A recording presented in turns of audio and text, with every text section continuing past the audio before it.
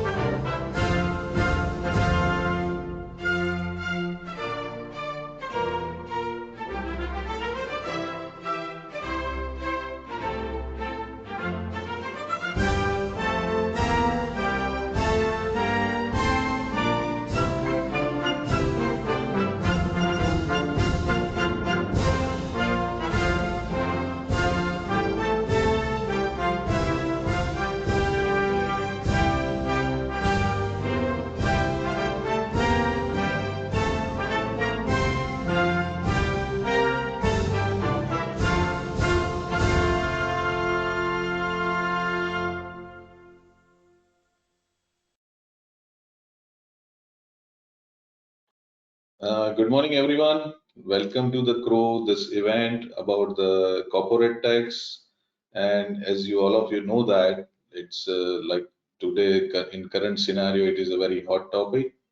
Last month, February 9th, February, we have started this corporate tax knowledge series for our clients and our beloved, like say those who know the Crows and that curious people about the corporate tax. And this time we are more focusing on the corporate tax as well as transfer pricing, how it is going to be affected and what client need to aware about that and how they have to prepare themselves with the corporate tax and transfer pricing side.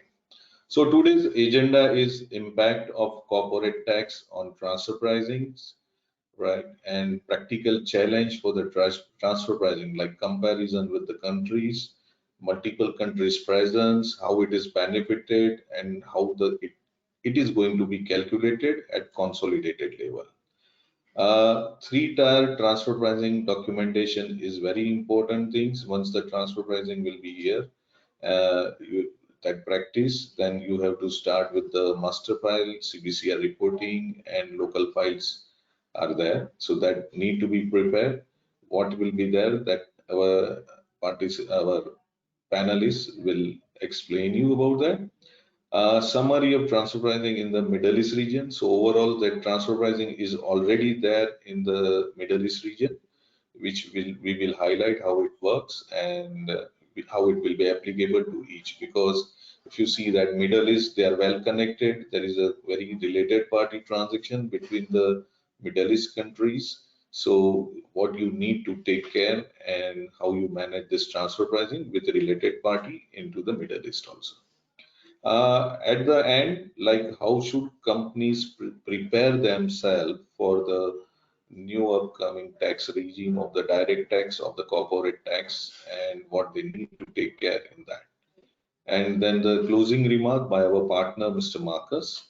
So where you can and you can post your questions in the question answer group, and we will answer if time permit. Otherwise, we will reach you personally. So this is today's agenda. Just bit about the corporate tax landscape.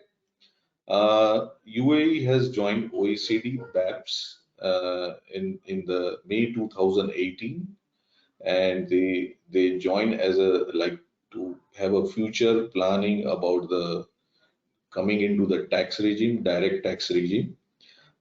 In October 2021, 137 countries agreed to implement minimum corporate tax in their region or their countries. So that was signed. And then January 2022, as you are aware, 31st January, that UAE government has declared that corporate tax is going to be in this region. And good thing is that government intention is not to make a money out of that, but their intention to be with the global countries. And because UAE is a hub, so they have announced corporate tax, and it is by default they have to be announced with as per the OECD guidelines. So now as per the government has declared that mid of 2022 we are expecting to have a law should be released by the authorities in mid of 2022. So that's we are expecting. Effective date of law is 1st June 2023, and obviously within that period, everyone has to prepare themselves. Any restructuring is required or anything else, just you have to be prepared for that. And actual return filing and compliance will be applicable on 2025 corporate tax return, which you have to submit at the, it depends on your financial year, but it is going to be submitted in 2025. So this is overall landscape of the corporate tax in the UAE. Now over to Rushabh, our director of the corporate tax and transfer pricing. He will uh, go through the entire landscape of the transfer pricing. So over to Rushabh. Rushabh, you please. Thank you, everyone. Thank you, Mr. Binet, to provide the brief overview on the corporate tax, which has been introduced in the UAE, and the purpose behind introducing the corporate tax. So before moving to the implications of the transfer pricing, firstly, a warm welcome to each and every one of you for joining for this particular session, where we are going to mainly focus on the transfer pricing side of it, how the corporate tax is going to impact the intercompany transactions and the transfer pricing principles in the country, and what should companies do in order to prepare themselves in advance. So before going into the impact, let us first understand the basic concept of transfer pricing and the arm's length principle, which is the major principles while applying the transfer pricing, the regulations.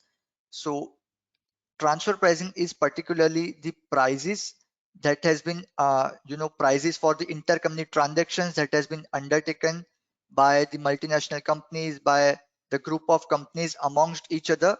It can be relating to the for any particular physical transfer of goods and services. It can be relating to the financial services. So any particular type of intercompany transactions that has been undertaken amongst the multinational group, that is called generally the transfer pricing. In fact, one of the study undertaken at a global level believes that two-thirds of the global transactions are generally undertaken between the related parties, between the multinational corporations, and that's where we can imagine the amount of intercompany transactions between this group of companies, and that's where the need to regularize or to need to have a mechanism for this kind of transfer pricing is required.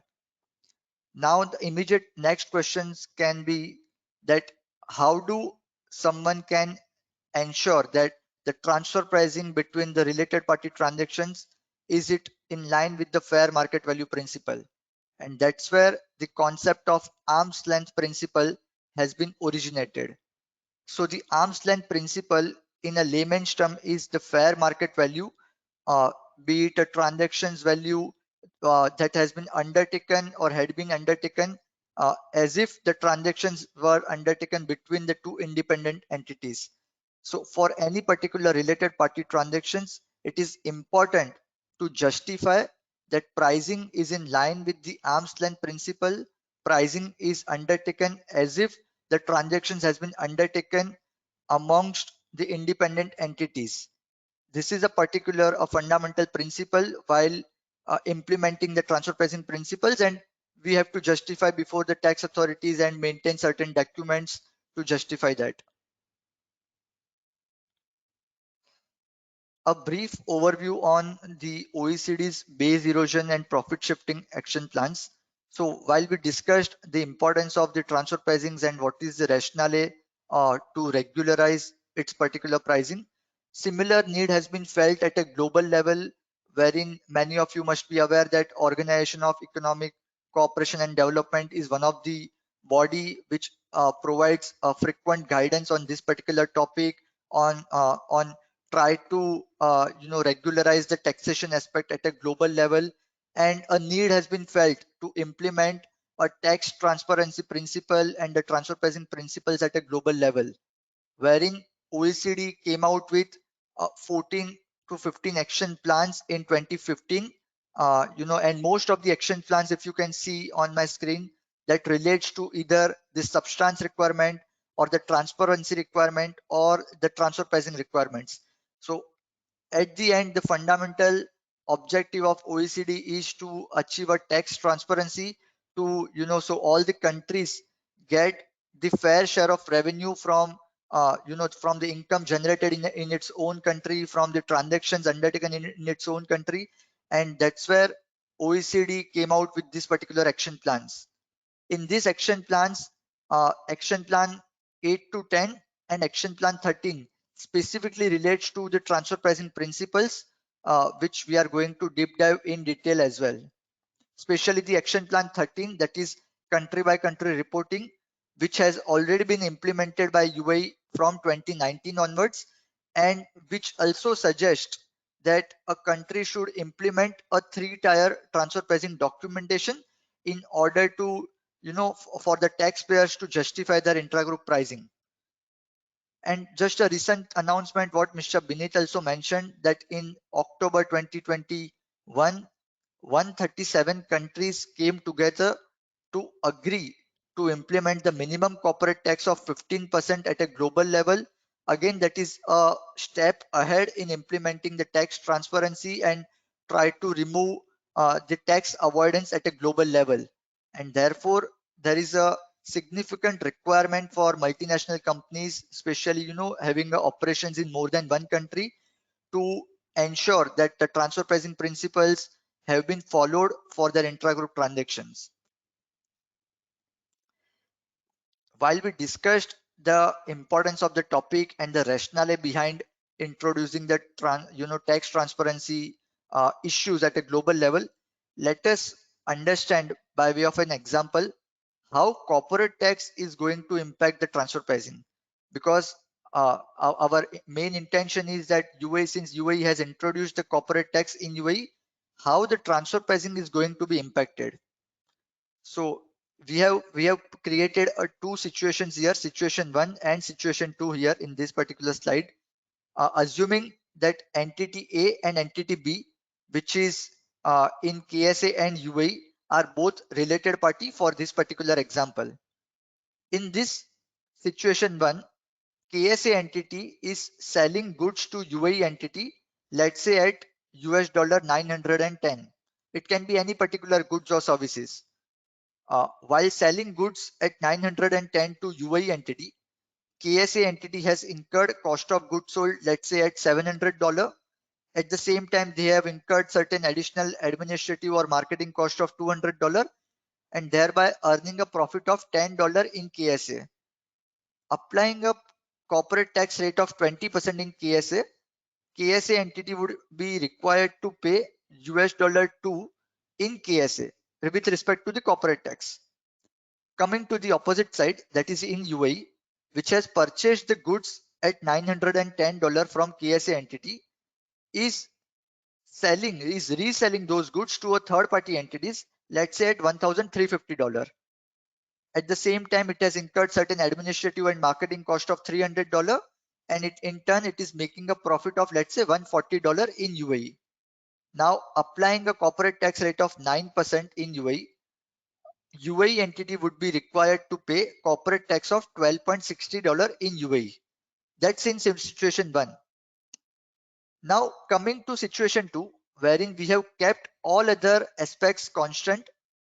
We have just modified the related party transaction pricing, which in the first example is $910. In the second example, KSA entity is selling those similar goods at $1,000 to UAE entity. Considering the scenario, the KSA entity would earn a profit of $100 in KSA and applying a corporate rate tax rate of 20%, it has to pay the $20 taxes in KSA. On the opposite side, the UAE entity, which is purchasing the goods at $1,000 from KSA, now the profit will be reduced, and at the same time applying the corporate tax rate of 9%, it is only required to pay a corporate tax rate of $4.5 in UAE. Now you can imagine at a global level, the UAE entity is uh, is required to pay a lesser share of taxes in UAE, and thereby the tax authorities of UAE might challenge this particular related party transactions to ensure that UAE government gets the fair share of revenue in UAE. And that is why this particular example emphasize that the importance of corporate tax would be that any particular related party transactions would have impact on taxable income of the taxpayer, and at the same time it will have the impact of the corporate tax that entity have to pay in UAE. And therefore all the MNCs, all the entities having the cross-border related party transactions are required to justify that transactions is in line with the market price and they are paying the fair share of taxes in UAE. Moving forward, while we mentioned the UAE requirement from the transfer pricing perspective, let us analyze that at the moment more than 100 plus countries have adopted in the world at least some form of transfer pricing principles or the transfer pricing documentation requirement in its own country. So we can say that UAE is not something unique while implementing this particular law. In fact, most of the countries across the world have already started implementing this particular requirement, and at a global level where particular MNC have the presence in across the world, they are anyways preparing the transfer pricing documentations, they are justifying the related party pricing in those countries. At the same time, they would also be required to implement these principles in UAE going forward. From the UAE's perspective, let us understand what are the transfer pricing implications.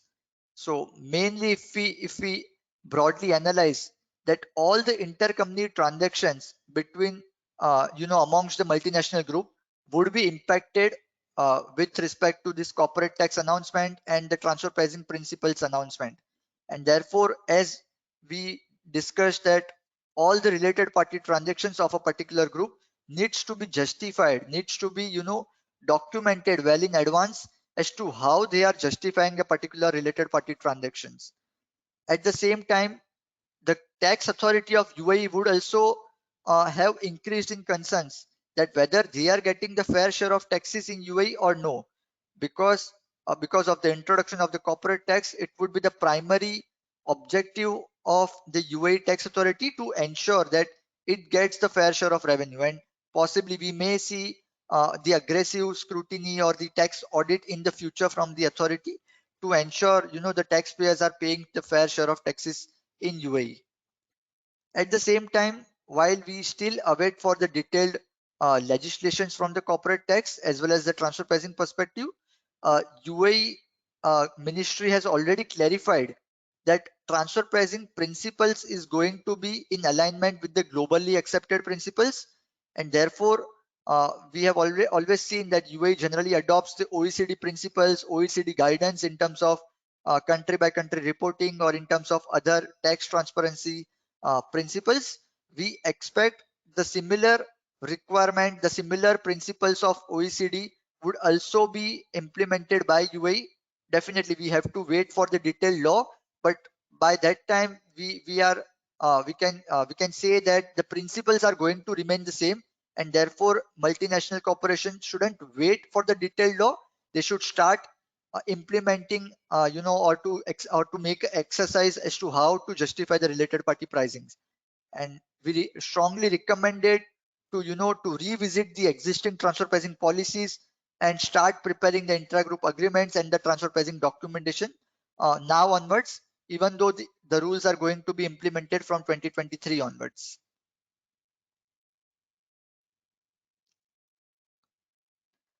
Let us understand couple of practical case studies here. The first case study we have prepared in terms of the inbound scenario, wherein the parent entity is outside UAE and the UAE entity is just a subsidiary. In this particular example, the USA, which is the parent entity, is supplying the raw material to UAE entity. At the same time, UAE entity is also paying the royalty fees and the management fees to its parent entity. The important point in this case study to be noted here is that UAE entity is a loss-making entity while preparing the books of accounts.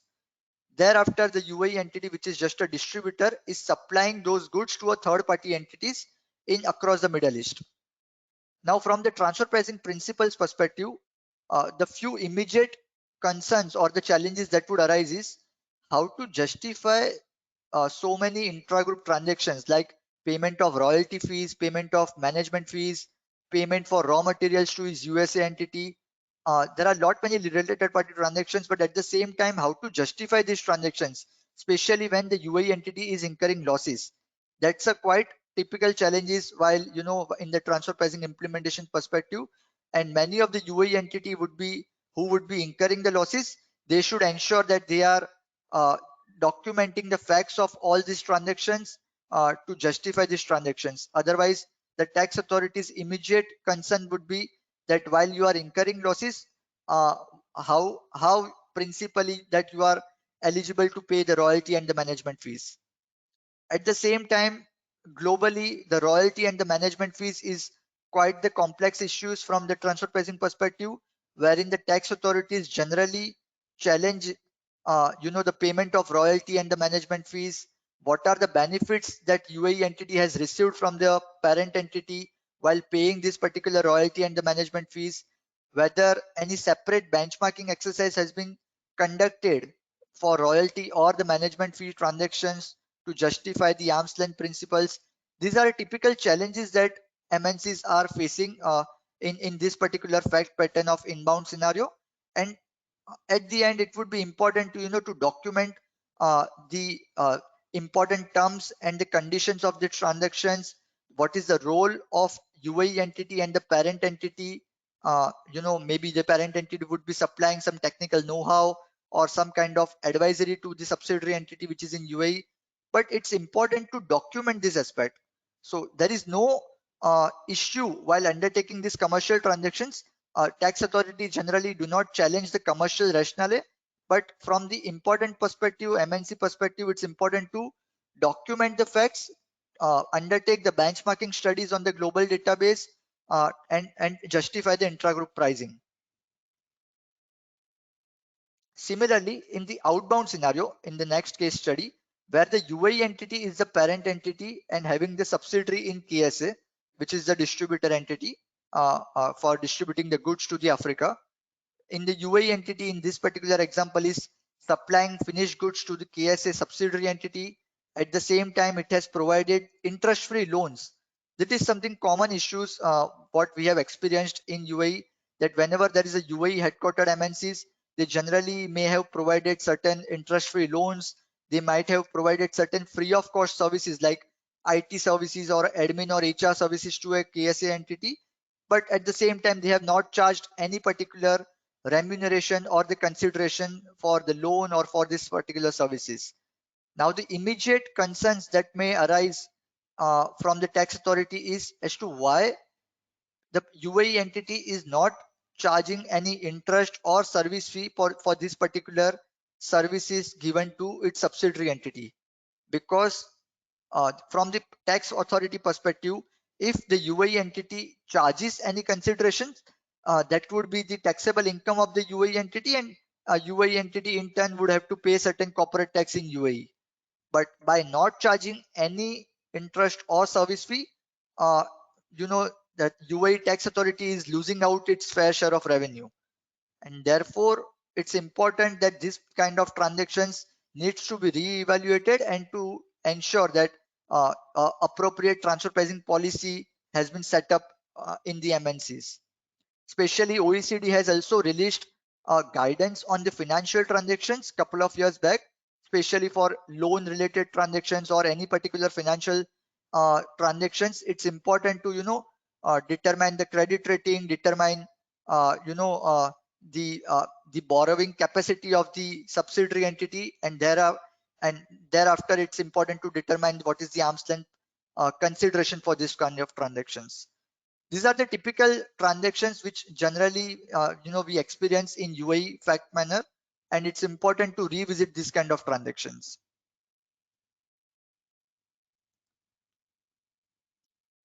And from at the end, we would like to highlight certain practical challenges while we discuss certain couple of case studies. Other practical challenges from transfer pricing perspective is that what we have experienced in UAE, that many of the MNCs, many of the related party transactions, there are no intra-group agreements. Even at the time of conducting the statutory audit, auditors also generally raise these particular questions to the companies or the taxpayers, that there is the requirement to have the intra-group agreement which outlines the role and the terms and the conditions of a particular arrangement, what are the considerations involved in this particular arrangement. So it's important to outline this particular fact pattern by way of finalizing the intra-group agreements, because while tax authority will start scrutinizing maybe a couple of years down the line, the immediate first questions would be to provide the transfer pricing documentation, provide the intra-group agreements, and it's good to have those documents in place. At the same time, what we have seen that in UAE fact manner, uh, while there are lot many related party transactions already taking place, uh, but no one has undertaken the benchmarking studies. So benchmarking studies are generally we undertake on the global databases, wherein we extract similar financial informations of similar companies into the industries to compare whether the third party companies are earning profits, or the pricing for particular transactions is in line with the related party transactions or no. It's important part of the transfer pricing documentation, and without the benchmarking studies, the transfer pricing documentations may not be considered as a complete document from justification perspective. At the same time, what we discussed in the previous couple of case studies, intra-group royalty fees or the management fees, that is also quite a concern, because we have seen in many of the times that UAE entity pays the royalty fees or a management fees to its headquartered entity outside UAE, but at the same time there are no justifications, there are no uh, documents in terms of understanding whether actual services has been received by UAE entity or no while paying these particular fees. It's a routine questions from the tax authority to justify whether UAE entity has actually received these services or no. There is no compulsion, or there is no restrictions in paying these management fees and royalty fees, but it's important to justify by way of supporting document or correspondence documents. At the same time, the loss making entities is a key challenge, is that's a key eye catching attention for the tax authorities whenever the UAE entity is a loss making entity, but at the same time it is paying certain fees or a service fee for any particular related party transactions. That's the immediate eye catching for the tax authorities, while making certain additions in the taxable income, or making certain challenges in terms of related party transactions. And at the end, there would be, going forward, we foresee the issues like permanent establishment or the exchange of informations between UAE and other tax authorities are going to increase in future, and any particular restructuring that MNC is evaluating, this kind of aspects needs to be seen quite well in advance to ensure that this particular model stays effective going forward at least for few years, and there are no practical challenges in terms of transfer pricing. So definitely, while the challenges are quite many challenges, but at the same time it's important to maintain documentations to justify the fact pattern and to ensure the adherence to transfer pricing principles. With this, I hand over to my colleague, Mr. Alessandro, who would take it forward to explain the transfer pricing documentation and the benchmarking analysis. Yes, Alessandro, over Yeah. to you. Yeah, thank you very much, Rishab, for your presentation. Hello, everyone. I'm Alessandro Valente, currently working as the International Tax and Transfer Pricing Manager at Crowe UAE. I have years of experience dealing with transfer pricing. I've done so in a few of the major jurisdictions in the EU. And as I said, it's a pleasure to be here today as a speaker at this second webinar on the introduction of corporate tax in the UAE. So today I will start by highlighting one of the key pillars of transfer pricing, which is something that Rishab briefly mentioned previously, which is three-tier TP documentation. So in October 2015, OECD, with the assistance of the G20 countries, published a series of so-called final reports to combat the phenomenon of BEPS, which is the base erosion and the shifting of profits. Specifically, we're talking about action number 13, which is responsible for introducing the concept of three-tier transfer pricing documentation, which, as Binit mentioned earlier, is made of local file, master file, and the country-by-country reporting, which we will be referring to as CBCR. So the UAE, interestingly, already has a CBCR regime in place. The CBCR regulations in the UAE are effective for financial years starting on or after 1st of January 2019 for multinational groups which have consolidated revenues of over 3.15 billion dirham, which is approximately 858 million US dollars. So the requirement to notify and file the CBCR notification and report is the responsibility of the so-called UPE, or ultimate parent entity, which is a tax resident within the UAE. So what is a UPE? The UPE is a company that owns sufficient interest in one or more of the constituent companies of the M&E group, and therefore prepares the consolidated financial statements under the accounting principles applicable in the country. So each UPE of the M&E group, who is a UAE tax resident, should effectively submit a notification that it is in fact a reporting entity, and this should be done no later than the last day of the group's reporting financial year. In addition, it should also submit a report no later than the 12th month from the last day of the reporting financial year. So now on to the second item of the documentation, which is the local file that is not currently present in the UAE, but it will be introduced, as I said, as part of the corporate tax package in 2023. So what is it? The local file effectively contains more detailed information on specific intra-group transactions in a specific jurisdiction, and needs to be prepared in compliance with the local transfer pricing regulations, which may vary, although they generally based on a specific framework, which is the OECD guidelines.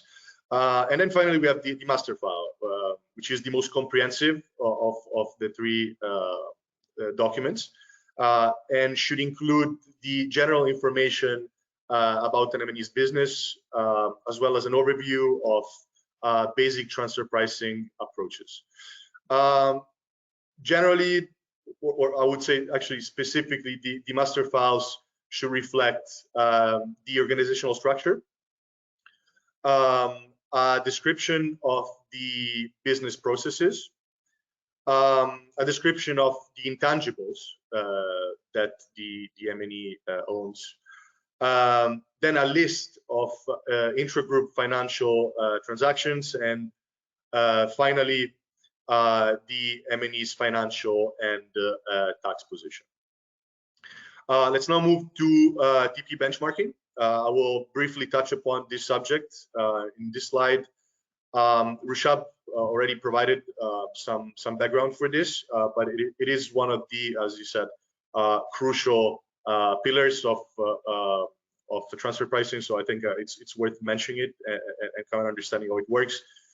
So the benchmarking studies, as I said, are a critical part of transfer pricing documentation and policy, and are substantially used for three main reasons. So the first one is to test the arm's length nature of the related party transactions, and this is done when preparing the transfer pricing documentation file. The second one is very importantly to set the so-called markup, which is attached to the transaction, which is carried out in between the related parties.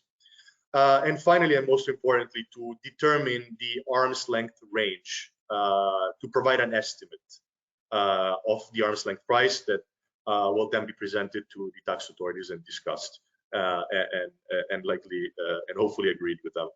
So the purpose of benchmarking is effectively to determine the general conditions that characterize the transactions which are conducted by third parties in a given market. So when a transfer price that was determined by a taxpayer is not found applicable in the arm's length range, the tax authorities will generally determine the arm's length price of the transaction using the median value of that range. Okay, let's now move to the summary of transfer pricing in the Middle East region. I've cited the countries that have already implemented transfer pricing. I've excluded those countries that have only implemented CBCR, with the exception of the UAE, obviously, being the country that interests us the most, but being the exception in this list. So very briefly, as you all know, 31st of January 2022, there was an announcement by the UAE Ministry of Finance regarding the introduction of corporate taxation.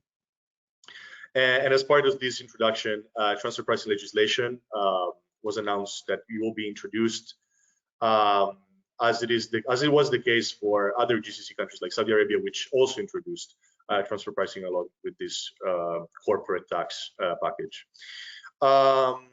So as part of this announcement, obviously the information that we have right now is very limited, but it has been clarified already that the UAE will follow effectively the OECD transfer pricing guidelines, which as I said earlier, is the main template for tax legislation. There will be the actual template for it. However, it is still unknown whether or not there will be any departures from the OECD guidelines, as it is the case with most tax authorities around the world. Now moving to Saudi Arabia. So the disclosures and documentation which is required by the tax authorities in Saudi Arabia are the transfer pricing disclosure form and affidavit, so-called affidavit, which need to be submitted to GATS, which is the General Authority of Zakat and Tax, and this needs to be done 120 days after the year's end. And then additionally, we have the local file and master file, which must be in place 120 days after the year's end. Aside from the disclosure form, transfer pricing documentation should be, the other transfer pricing documentation should be submitted to GAST only on request. And finally, the KSA transfer pricing regulation adopt the OECD three-tiered approach. And I have to say there is quite a high degree of consistency between the KSA transfer pricing regulation and the guidance provided by the OECD, the transfer pricing guidelines. Although, as I said earlier, there are some deviations from it, which will not be discussed right now in the interest of time. But you know, important to know that, you know, as much as there's deviations in KSA, in Qatar, in Egypt, most likely there will be some deviations in the UAE, although we don't know the the nature of such deviations yet. Okay, so let's now move to Qatar. So in relation to Qatar, the transfer pricing questionnaire and disclosure form must be submitted to the General Tax Authority of Qatar 120 days after the year's end. And this is required for all MNEs with a turnover and assets exceeding 10 million Qatari Riyal, which is roughly 2.7 million US dollars. In addition to this, advance approval is required from the General Tax Authority, or GTA, if the taxpayer is not applying the CAP method, which is one of the methods for calculating transfer prices, which is the abbreviation for comparable uncontrolled price. So as I said, so the approval is required if the CAP method is not applied, and then local files and master file must be in place at the time of the tax return submission in Qatar. Now moving on to Egypt. Transfer pricing documentation in Egypt consists of one master file from the MNE and a separate local file for each taxable entity.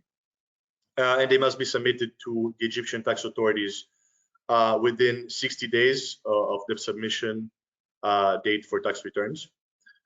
The Egypt transfer pricing regulations also adopt the OECD three-tiered approach to documentation. And similarly to Saudi Arabia, there is quite a high level of consistency between the Egypt transfer pricing regulations and the OECD transfer pricing guidelines.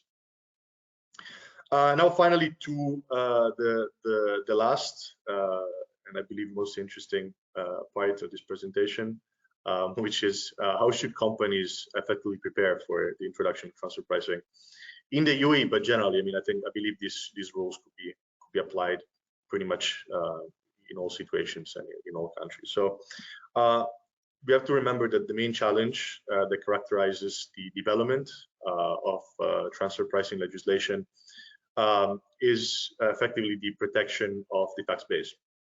And this needs to be balanced with the need of avoiding the creation of double taxation or uncertainties that ultimately negatively affect foreign investment and the ability to trade cross-border. So as previously mentioned and discussed by Rushab, the adoption of transfer pricing legislation, which includes the arm's length principle, which is at its core, can be instrumental in achieving this objective. And in this context, I will now highlight what I've identified to be the 5 ways in which companies can prepare for the implementation of transfer pricing legislation. So number 1, we have the need to assess and understand the health of your transfer pricing in advance, should it be present. So to best manage the audit process, it's essential to have a feel for your transfer pricing health and general exposure well in advance of any audit by the tax authorities, that being too late, obviously. So it is essential that you align yourself with global transfer pricing, with a global transfer pricing advisor early. And ideally, it would be best to do so even before your business begins to cross into a new country. This way, your transfer pricing structure is established in an efficient way as early as possible, and establishes arm's length pricing.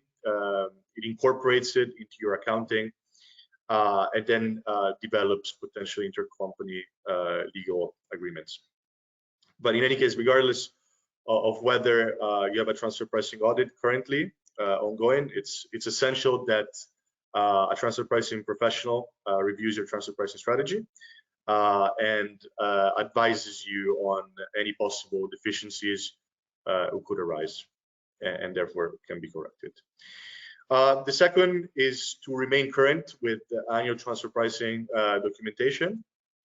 So transfer pricing documentation shouldn't be seen as a one and done. In fact, it is a recurring obligation year in and year out.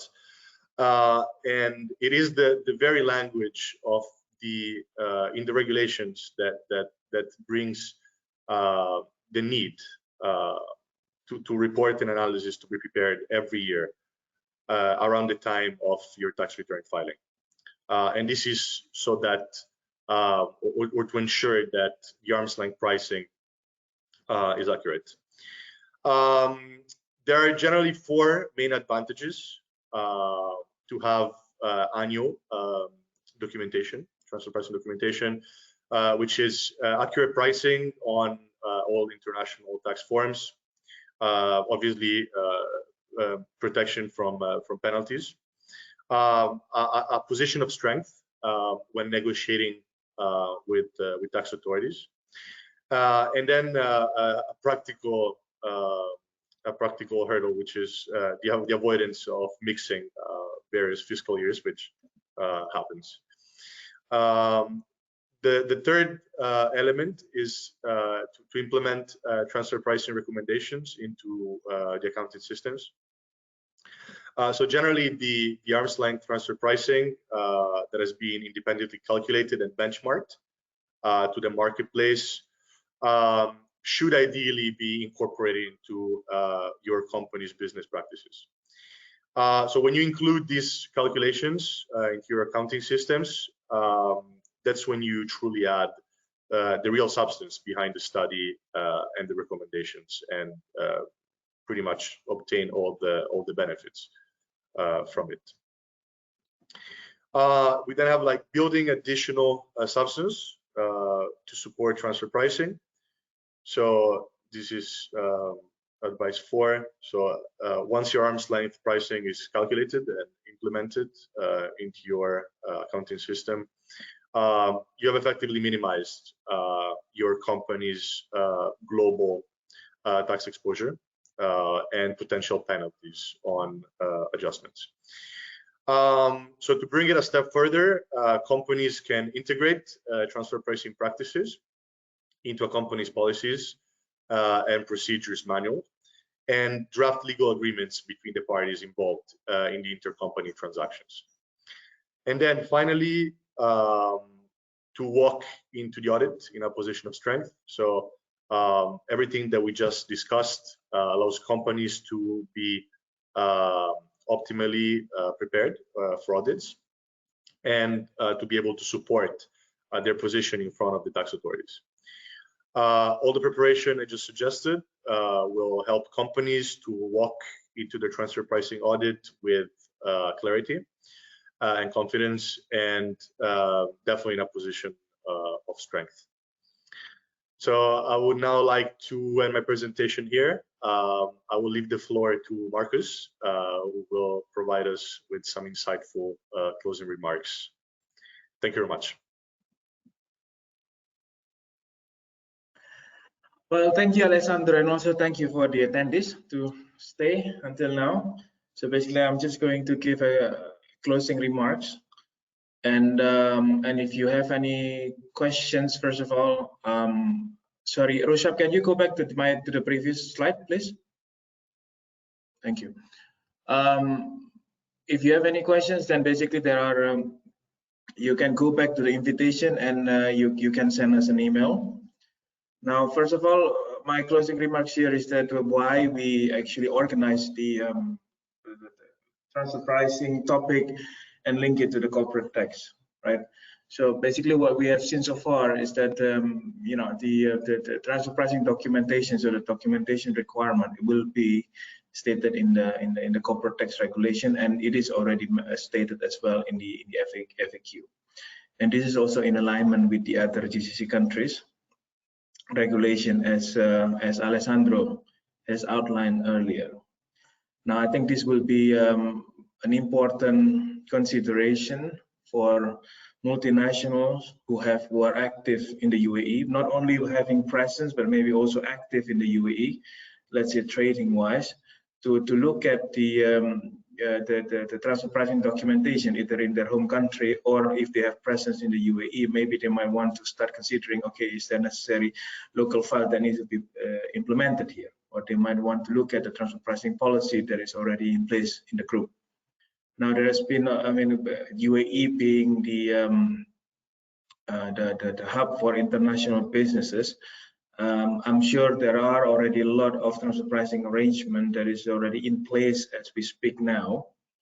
And of course, in terms of identifying the arm's length pricing, then it might be acceptable in the certain jurisdiction. But you need to look at it now from the UAE, especially with the taking into consideration the taxing right of each country that is involved in this transaction.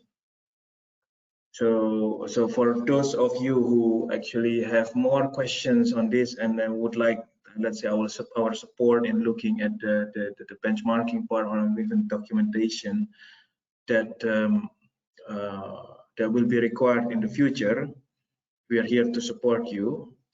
And as Alessandro also mentioned, that it is expected that the requirements will be as per the OECD guidelines.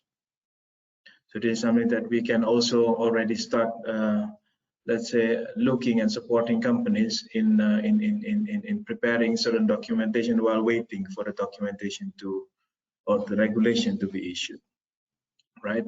So Roshab, next slide, please. Okay, so this is basically in a nutshell on how we can support you. Roshab, next slide, please. Okay, I think this is the last slide. So yeah, eventually then thank you very much for you attending our webinar, and I would like to close the webinar now.